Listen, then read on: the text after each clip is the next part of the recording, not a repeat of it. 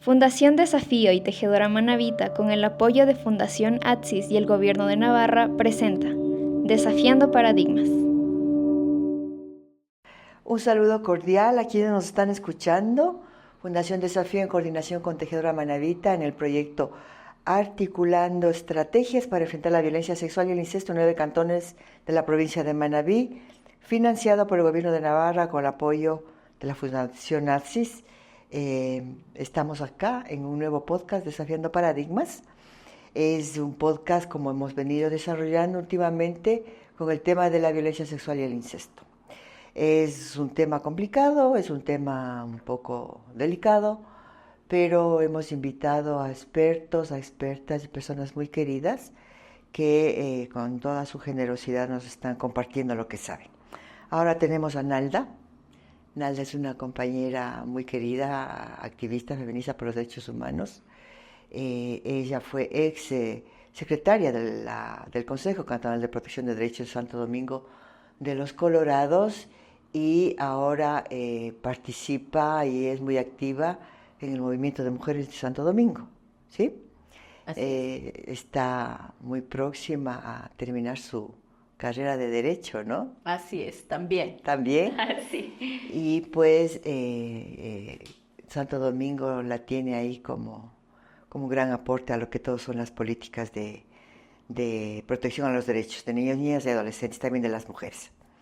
Nalda, tienes la palabra, que nos compartas un saludo, un mensaje para iniciar sobre este tema, lo que nos quieras decir. Bueno, primero agradecerte, Virginia, por la invitación. Creo que en el ciclo de vida de las mujeres y de las mujeres que sufren violencia, las niñas y las adolescentes son un grupo que requiere una atención priorizada y especial.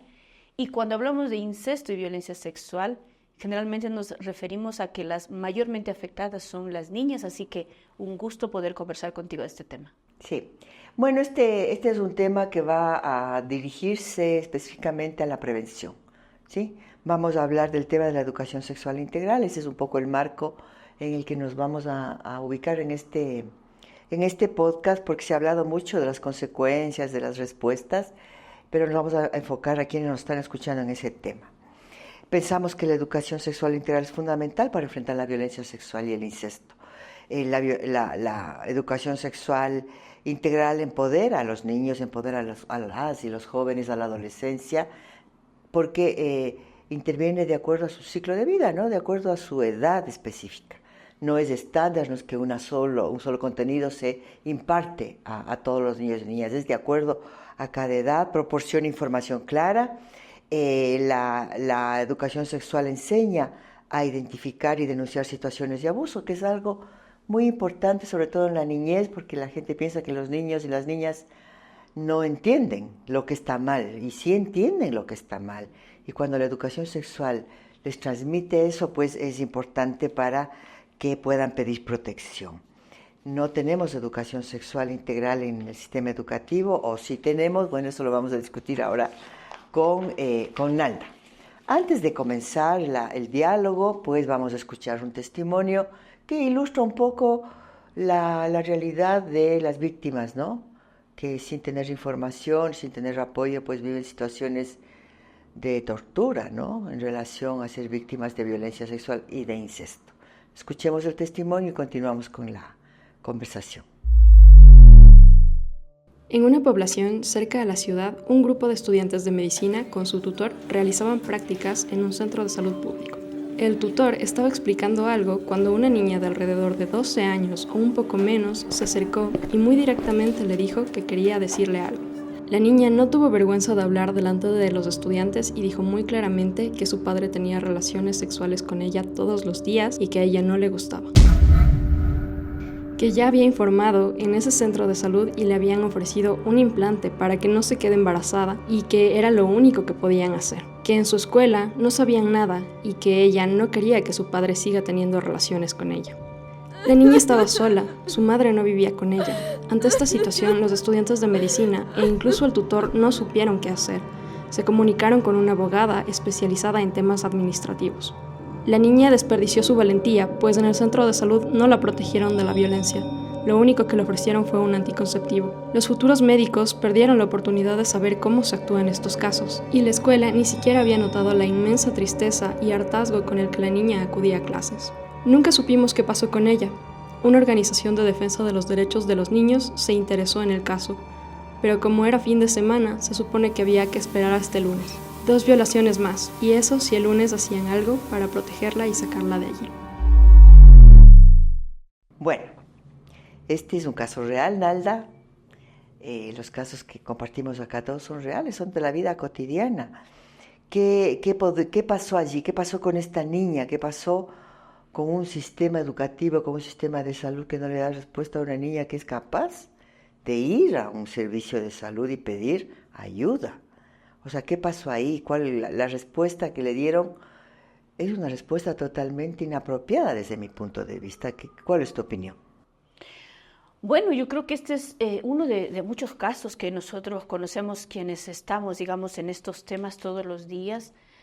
Y yo quizás diría que una primera reflexión en este caso es este desconocimiento de la palabra de los niños, niñas y adolescentes, ¿no? En este caso, claro, se trata de una niña que está viviendo violencia sexual. Y fíjate que el testimonio, como acabamos de escuchar, ¿no? Dice que ella se acerca ya inicialmente al centro de salud, realiza un segundo acercamiento, pero realmente pareciera, ¿no? que la presencia de la niña pasa desapercibida o es invisible al adulto. Es decir, nosotros todavía vivimos, digamos, en una sociedad que desconoce la presencia, pero que desconoce además la voz de los niños y niñas. Y ahí hay estudios hechos por propio desafío, ¿no? En algunos proyectos, donde, por ejemplo, las niñas, frente al relato de la violencia sexual que están viviendo, su palabra no es creída por el adulto. Es decir, dudamos, pensamos que se están inventando, que no es cierto. Entonces, más bien comienza una lógica de proteger a quien comete la violencia o el abuso. Eso sucede mucho, por ejemplo, en el espacio educativo, donde yo personalmente he tenido la oportunidad de acompañar algunos casos y donde, claro, se hace un cuerpo de apoyo, digamos, de parte del resto de docentes para defender a quien agrede. Y resulta que quien pone la voz y levanta la alerta de lo que está sucediendo, esa voz queda invisibilizada. Entonces creo que una primera reflexión fundamental es el tema de recuperar la escucha que los adultos debemos tener frente a la palabra de los niños y las niñas que difícilmente mienten cuando están siendo víctimas de violencia sexual. Sí, o sea, me parece importante la parte del testimonio que dice se desperdició la valentía de la niña. Imagínate lo que es que la niña toma fuerza, energía y resulta que va, dice, y una respuesta es que te voy a poner un implante. O sea, pero la condenan a seguir en la violencia.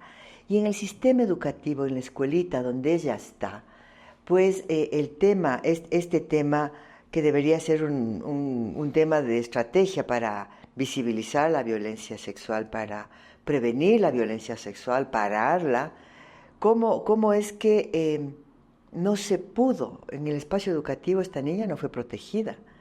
Es duro decirlo, pero es ella misma la que está tomando sobre sus hombros, la que está llevando el peso de su propia protección, cuando ella debería ser la protegida al expresar lo que le está sucediendo. ¿Qué pasa en las escuelas? ¿Por qué razón no hay esta actitud de informar? ¿Por qué no existe educación sexual integral en el país? ¿Qué pasa ahí? Bueno, yo creo que esta ha sido una lucha histórica desde las organizaciones de mujeres en términos de que el sistema educativo incorpore en algunos periodos, de acuerdo a algunos gobiernos, se ha hecho algunos esfuerzos. De hecho, ahora mismo algo están trabajando los departamentos de consejería estudiantil. Sin embargo, siguen siendo todavía tópicos que se toman como de manera paliativa, aislada. Es decir, no es parte de la currícula, no es parte de un proyecto educativo, de una propuesta organizada, sistemática, etcétera, que tome en cuenta y que defina contenidos de acuerdo a la edad cognitiva, pero también de acuerdo a la edad emocional en la que están los niños y las niñas, porque como tú decías, claro, no es lo mismo trabajar educación de sexualidad con un niño que tiene 5 o 4, o con una chica que tiene 12, o con unos chicos que tienen 15. Es decir, se necesita trabajar, definir también un enfoque de esta mirada integral de la sexualidad, porque también nosotros nos encontramos culturalmente con una sociedad que cuando abordamos el tema de la importancia de la educación de la sexualidad, generalmente los adultos relacionamos con que los chicos van a tener relaciones sexuales exclusivamente. Y alrededor del tema, por supuesto, hay un tabú, entonces todo el mundo entra en un conflicto de decir que no es oportuno, entonces comienzan los eslogan estos que nosotros hemos escuchado, ¿no? A mi hijo lo educo yo, con mis hijos no te metas, mientras que por otro lado la violencia contra los niños crece de manera exponencial. Yo te puedo comentar, Virginia, lo que pasa, por ejemplo, en Santo Domingo, que es la provincia de donde yo vengo, cómo nosotros vemos que los casos en la fiscalía se incrementan de manera significativa en temas de violación, de abuso sexual de niños, niñas y adolescentes. De hecho, se han quintuplicado en los últimos años. Y frente a eso no tenemos una respuesta que permita proteger. De hecho, si nosotros revisamos de pronto el Código de Niñez o las leyes, se estructura un sistema de protección nacional, se habla de sistemas locales de protección y la escuela, por ejemplo, o el centro de salud es parte de ese sistema local. Sin embargo, fíjate la respuesta en este caso real que recibe la niña. Es decir, cuando hay un protocolo que debe seguir el Ministerio de Educación y un protocolo que debe seguir el Ministerio de Salud Pública, nosotros tenemos una respuesta bastante débil que, por supuesto, deja en indefensión y que seguramente cuando la niña tuvo la valentía, como tú decías, de comentar, seguramente no es que el abuso comenzó la noche anterior. Nosotros sabemos que seguramente son años que la niña está viviendo esta violencia, ¿no? Y que en el momento en que decide contarlo, lo que más debe recibir justamente es apoyo del Estado para escucharla y para atender y definir una ruta de protección. Claro. Claro, pero el caso que vemos en el testimonio es absolutamente gráfico, ¿no? La niña no está siendo protegida. A la niña lo que le ofrecen es un método anticonceptivo, pero nadie sabe ni nadie se preocupa de decir, bueno, ella está siendo violentada sexualmente, está diciendo que eso la está dañando y la dejan suelta, ¿sí? La dejan suelta, como eso era fin de semana, el sábado no podían, el domingo no podían, aunque las fiscalías para denunciar al agresor tienen turnos, ¿no? Funcionan todos los días. Esta niña se regresó a su casa a vivir la violencia sexual ese día y el día siguiente y probablemente la semana próxima, porque no creo que le hayan respondido adecuadamente a este tema. Pero claro, este es un caso real, es una niña que está en el sistema educativo, porque nos estamos enfocando en eso. ¿Qué es la educación sexual integral, Nalda? ¿Qué bondades tiene? ¿Por qué es que la gente, sobre todo los grupos conservadores, los grupos de las élites, ¿no? De las iglesias evangélica, católica, por qué es que se oponen? ¿Qué de malo le ven? Porque dar información es un derecho. Y en este momento en el Ecuador el derecho a la información está siendo vulnerado cuando no existe de una manera estructurada y obligatoria este tema en el sistema educativo, porque yo sé que hay unos proyectos pilotos, ¿no? De educación sexual, me parece fantástico, pero en la práctica eso no es una cuestión universal, hablando del país. ¿Qué pasa con la educación sexual integral como concepto, como estrategia, como parte de la prevención? ¿Sirve? ¿No sirve? ¿Qué experiencia tienes tú o qué conocimiento tienes? Bueno, yo diría que las potencialidades que tiene la educación de la sexualidad integral, digamos, nosotros podríamos decir en un inicio, los niños van a poder, por ejemplo, a partir del conocimiento de su cuerpo, poder también buscar apoyo frente a los temas de violencia si los están viviendo, que generalmente es la respuesta que damos de por qué implementar la educación de la sexualidad. Yo digo que hay una potencialidad muy grande que tiene que ver ya con este reconocimiento por ejemplo, de la diversidad, por un lado de la diversidad sexogenérica, pero además este reconocimiento desde esta mirada de género, porque claro, cuando nosotros hablamos de educación de la sexualidad integral, nosotros vamos a hablar de este componente, ¿no es cierto?, que por ejemplo, por qué las mujeres son mucho más vulnerables a la violencia sexual que los hombres, por ejemplo. Es decir, entender cómo está estructurada esta sociedad que es jerárquica, que es vertical, entender las razones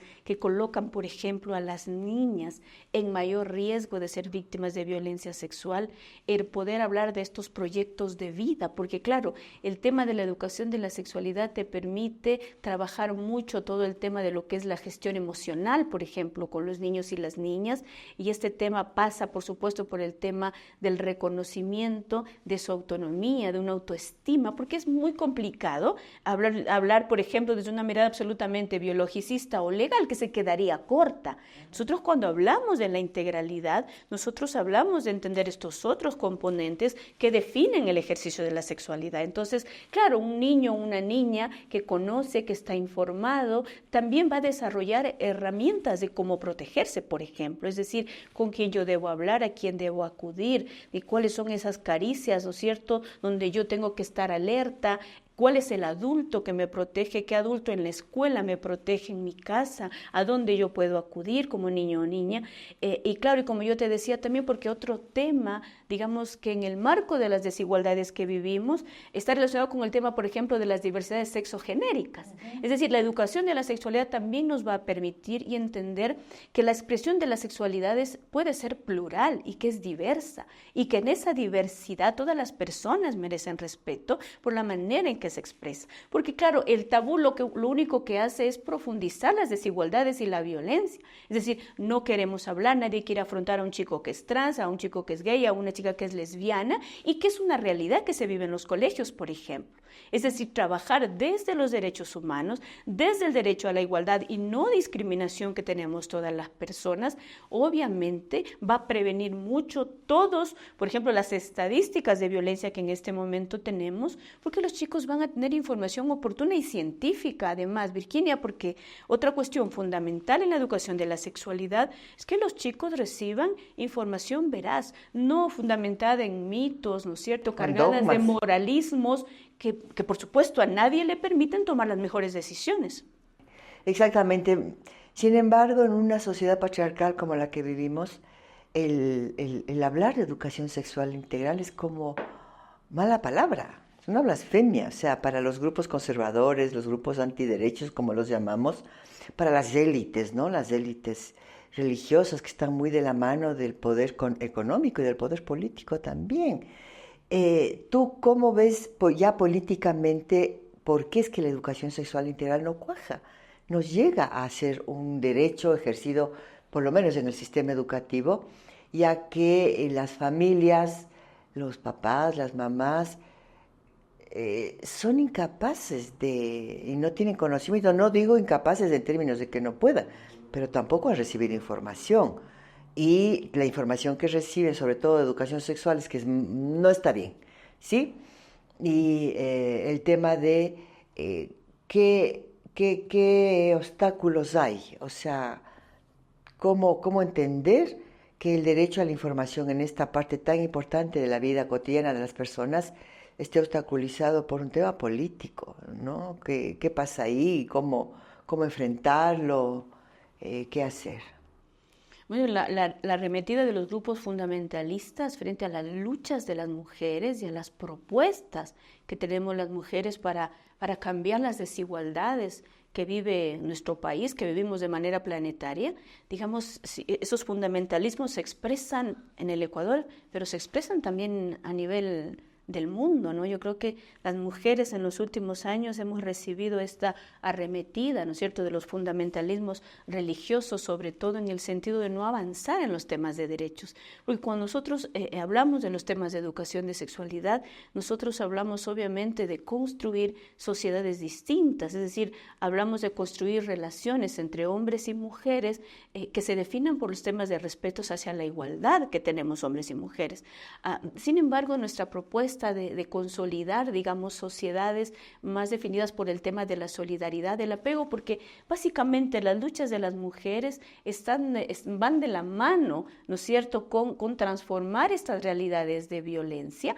Y cuando nosotros hacemos propuestas de un nuevo horizonte civilizatorio, no lo hacemos solo para nosotras como mujeres, lo hacemos para el mundo, lo hacemos para los hombres, lo hacemos para el adulto mayor, para las mujeres, porque lo que la propuesta feminista ha venido haciendo en las últimas décadas como colectivo de lucha ha sido justamente proponer un nuevo modelo civilizatorio donde las desigualdades y la violencia sean cuestionadas y sean debatidas públicamente, y donde sobre todo las mujeres puedan alcanzar un nivel de vida de dignidad, ¿no es cierto?, libres de violencia, donde puedan definir proyectos de vida, donde puedan alcanzar sus aspiraciones y donde se vayan superando estas sociedades patriarcales, que la estadística, digamos, creo que es más que de sobra existe para mirar que las desigualdades entre hombres y mujeres se mantienen. Y parte de la educación de la sexualidad pasa por eso, pasa por reconocer esa igualdad, pasa por debatir los temas de género. Tenemos una amplia literatura para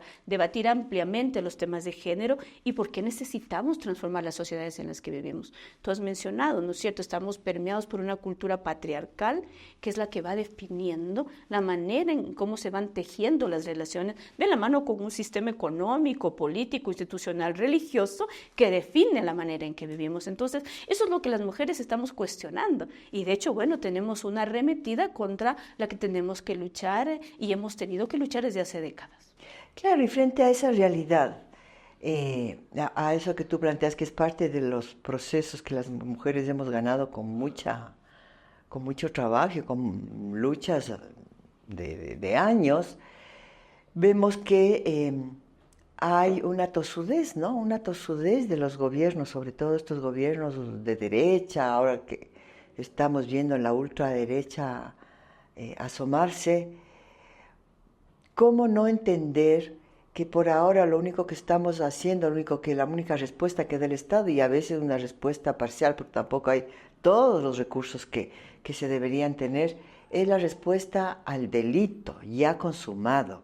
En el femicidio es lo mismo, o sea, hay cosas para enfrentar a los deudos, ¿no?, a quienes quedaron. Lo mismo es en violencia sexual, en incesto, o sea, la violencia sexual se enfrenta ya de cara al delito. Pero lo que nosotras planteamos como feministas, como mujeres organizadas, es prevenir el delito. ¿Por qué razón? Bueno, yo tengo una idea, ¿no? ¿Por qué razón es que no hay anuencia política, no hay apoyo de estas élites para que la educación sexual sea obligatoria, sea exigible? O sea, porque lo que queremos es prevenir. Pero claro, la educación sexual integral también da a la gente herramientas contestatarias, ¿no?, de rechazo a lo que es la violencia. Pero, ¿cómo ves tú vuelvo y repito, esa tosudez de quienes están en el poder para desarrollar este tipo de estrategias de prevención, y que sería incluso más barato para el país, porque es más barato prevenir, incluso desde el punto de vista económico es más barato? ¿Qué opinas respecto a eso? Bueno, yo digo ahí, la Rita Segato, que tú le mencionas muchas veces, creo que le admiramos mucho a Rita Segato, ¿no? Ella dice que esto mucho depende de en qué proyecto histórico a cuál me adscribo. Creo que ahí habría que colocar al gobierno de turno y preguntarle, bueno, ¿y usted a qué proyecto histórico se adscribe? Y ella hace aquí una diferenciación, ¿no? Y dice, ¿nos inscribimos al proyecto histórico de las cosas o nos inscribimos al proyecto histórico del apego, ¿no? Entendiendo que la posición del movimiento feminista, por supuesto, es a esta lucha por el apego, ¿no?, a esta lucha por transformar, como yo te decía, las sociedades en las que vivimos, donde obviamente, claro, el proyecto histórico de las cosas, pues obviamente va muy de la mano con el sistema económico en el que vivimos, ¿no es cierto? Y ahí tú entiendes, por ejemplo, por qué se definen gobiernos de corte militarista, que es lo que nosotros estamos viviendo ahora. Es decir, vivimos en constantes estados de excepción donde se vulneran una serie de derechos humanos fundamentales. Es decir, salimos desde el gobierno anterior, estamos pasando de un estado de excepción a otro. Y ahora, en el gobierno actual, pues a eso hay que sumarle todo el tema del conflicto armado interno. Y digamos, y en esto cómo ha crecido la violencia hacia las mujeres. Basta nosotros mirar lo que ha pasado en los últimos años. Este año va a ser gravísimo también. El año pasado fue el más violento para las mujeres y en general para el país. Y este año caminamos hacia lo mismo. Virginia, la muerte de los niños alrededor de todo el tema de la declaratoria de conflicto que vive este país ha crecido en 700%. Y sin embargo, cuando tú revisas, bueno, y los recursos del Estado, ¿a dónde van? Pues van para comprar armas, van para pagar deuda, etcétera. Es decir, bueno, yo creo que está claro hacia dónde va el proyecto que se quiere construir y las mujeres, por supuesto, hemos dicho, no ese es el proyecto que nosotros estamos aspirando, no es el horizonte al que nosotros queremos llegar, este horizonte civilizatorio, como yo te decía, sino que nosotros estamos aspirando a un mundo de derechos. Estamos aspirando a un mundo de igualdad, estamos aspirando a un mundo donde los niños y niñas no tengan que ser víctimas de violencia, que no tengamos que vivir y experimentar la pobreza que vive, por ejemplo, en este momento el país y todos los países que se han apegado a estas políticas neoliberales, como nosotros sabemos, ¿no? Es decir, hay algunos países en América Latina, que es lo más cercano, y donde nosotros vemos que los resultados van en detrimento de la vida de la gente, y sobre todo de la vida de las mujeres, y sobre todo de la vida de los grupos de atención prioritaria que están mencionados en la Constitución. Entonces yo digo, ahí la respuesta es, bueno, ¿a dónde nos vamos a adscribir? Y las mujeres creo que tenemos muy claro y muy definido cuál es nuestro proyecto histórico. ¿Cuál es nuestro proyecto político? Volviendo al tema de la violencia sexual y el incesto, esto tiene un trasfondo estructural, ¿no es verdad? Tiene un trasfondo patriarcal, tiene un trasfondo misógino, un trasfondo, una estructura, un sustrato machista, que el feminismo y las mujeres que estamos trabajando en el activismo lo rechazamos, o sea, enfrentamos eso, queremos que se cambie los estereotipos y los patrones socioculturales que definen que los hombres valen más, las mujeres valen menos, los niños valen mucho menos, la vejez vale mucho menos todavía. Eso es una estructura patriarcal de pensamiento que se traduce también en políticas públicas y en ausencia de políticas públicas. Entonces, en ese marco yo quisiera recuperar también lo que decía Rita Segato, en algún momento que leí, decía que la violencia en contra de las mujeres, la violencia que se gesta dentro de las familias, en donde está la violencia sexual y el incesto, es la madre de todas las violencias. Es ahí donde nace la violencia callejera, la violencia delincuencial, nace todas estas cosas que estamos viviendo ahora, que su núcleo fundamental es el nido familiar. Eso dice Rita Segato. Y entonces en este marco, Nala, para ir concluyendo este podcast, me parece así como muy chévere haber hecho este enlace, ¿no?, de una política específica como es la educación sexual integral, con todo este marco social, político y sobre todo en la coyuntura que estamos viviendo. ¿Qué desafío vislumbras para el tema de la prevención de la violencia sexual? ¿Qué desafío hay que enfrentar, o desafíos, digamos, que habría que enfrentar en este marco? Bueno, yo creo que aquí el tema del ejercicio de una ciudadanía consciente, con conciencia, ¿no? El tema de cómo las organizaciones de mujeres y las palabras de las mujeres y en general de los grupos que hacemos resistencia, ¿no?, frente a un Estado patriarcal, porque cuando nosotros hablamos de patriarcado, ¿no es cierto?, por supuesto hay que hacer ese nexo con el Estado, porque vivimos con un Estado patriarcal, ¿no es cierto?, que tiene oídos sordos, por ejemplo, frente al grito de las mujeres que viven violencia. Porque entonces tú te acercas al sistema de justicia y entonces encuentras ahí un muro, ¿no es cierto? Nosotros sabemos que la mayoría de casos, por ejemplo, de niñas y de adolescentes que viven abuso sexual se resuelven el 5% de las denuncias que se presentan. Y sabemos que solo se presenta entre el 10 y el 15%. Es decir, es un Estado absolutamente sordo al grito desgarrador de las niñas, de las mujeres que viven violencia, de las mujeres que tienen que atravesar la violencia y el femicidio incluso. Entonces, claro, nosotros sí necesitamos desde el ejercicio ciudadano poner voces como este podcast, ¿no?, y como otros, seguir trabajando desde lo local, seguir trabajando. Es una lucha contracorriente, como yo te decía, Virginia, pero también este es un llamado, creo, en general al país, a las mujeres, a todos, respecto de también los gobiernos que tenemos, ¿no? Es decir, creo que necesitamos sentarnos a debatir y analizar qué tipos de gobiernos locales, porque no solo es gobierno nacional, no, así es. También son los gobiernos locales, es decir, qué están haciendo los municipios, los gobiernos parroquiales, las prefecturas, frente a los temas de violencia en las ciudades, en las provincias, porque nosotros siempre decimos desde lo local que si el gobierno nacional no tiene las respuestas efectivas, también puede hacer mucho el alcalde, el prefecto, porque también la normativa les permite actuar, el Código de Niñez, el Código de Salud, el Código de Ordenamiento Territorial. Es decir, nosotros respecto del tema de normativa tenemos una amplia normativa del derecho nacional, del derecho internacional también, pero claro, una cosa es, digamos, lo que está escrito en las leyes y materialmente cuánto de eso se cumple. Entonces yo creo que nosotros necesitamos seguir insistiendo. Creo que las ganancias que han habido en términos de aprobar una ley, de aprobar una política a favor de las niñas, de las mujeres, ha pasado por una lucha en la calle de las mujeres. Digamos, siempre nosotros decimos que nadie nos ha otorgado nada, sino que ha sido realmente la voz, la exigencia en las calles, la que ha logrado, digamos, una serie de avances. Ahora mismo, hace poco, la ley de aborto por violación, la sentencia de la Corte Constitucional, la ley contra la violencia a la mujer, que a nosotros nos ha permitido hacer exigencias también a nivel de lo local. Entonces, sí, necesitamos, ojalá en algún momento podamos tener una mujer presidenta feminista. Sería lindo para el país y hay que seguir luchando, Virginia. No, creo que ese es el camino.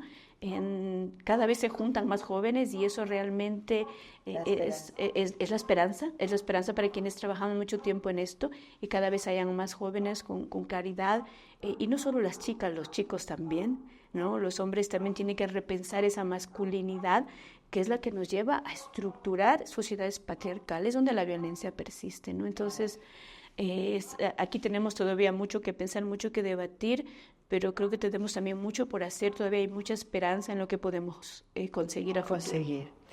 Yo creo que recuperando un poco todo lo que has dicho, este diálogo, me parece que un desafío, viendo esta problemática en proceso, un desafío pendiente es que este país logre tener educación sexual integral, como quiera que sea, en forma de ley, pero que sea exigible, que sea obligatoria y que realmente llegue a todo el mundo, ¿no? Sobre todo niños, niñas y adolescentes. Creo que ese desafío es el próximo, aparte, ¿no?, que hay otros desafíos en el camino. ¿Querías dar algún mensaje final, Nalda? ¿Alguna frase, alguna...? Retomar algo que tú dijiste hace un rato, Virginia, el tema de la importancia de la prevención. Creo que quien escuche este podcast, me gustaría dejar la reflexión fundamental de que prevenir, primero, protege la vida de las mujeres y de las niñas, ¿no? Impide esta tortura que se llama violencia sexual, porque, digamos, desde el derecho internacional se reconoce como una forma de tortura la violación. Digamos que muchas niñas no tengan que pasar por esto porque se hace prevención, es un logro, pero fíjate que, como tú decías, si a esto queremos ponerle números y dólares de cuánto cuesta, el Estado ahorraría muchísimo si trabajase en prevención y no únicamente en atender cuando la violencia ha ocurrido, que le resulta mucho más caro al Estado. Se habla incluso que es casi un 5% del Producto Interno Bruto lo que debe invertir para atender la violencia, cuando nosotros podríamos trabajar en acciones de prevención. Sí. Nalda, 1.000.000 de gracias por tu presencia y por todos los aportes que nos has dado. Decir finalmente que educar a la niñez y a la adolescencia sobre sus derechos, sobre el consentimiento, sobre entender qué es lo que está bien y lo que está mal, sobre lo que es un delito, es lo que la educación sexual integral provee, ¿no? Transmite a la niñez y a la adolescencia. Le brinda herramientas para reconocer y rechazar situaciones de abuso. Además, fomenta una cultura de respeto y comunicación abierta, lo que contribuye a la reducción de la violencia sexual. Finalmente, contribuye a la prevención. Es lo que queremos. Bueno, 1.000.000 de gracias a todos quienes y a todas quienes nos han escuchado. Les invitamos a seguir en nuestras redes sociales y a seguir oyendo nuestros próximos nuestras próximas producciones. 1.000.000 de gracias, Arnalda, y gracias a quienes han estado acá con nosotras y nosotros. Gracias, Virginia.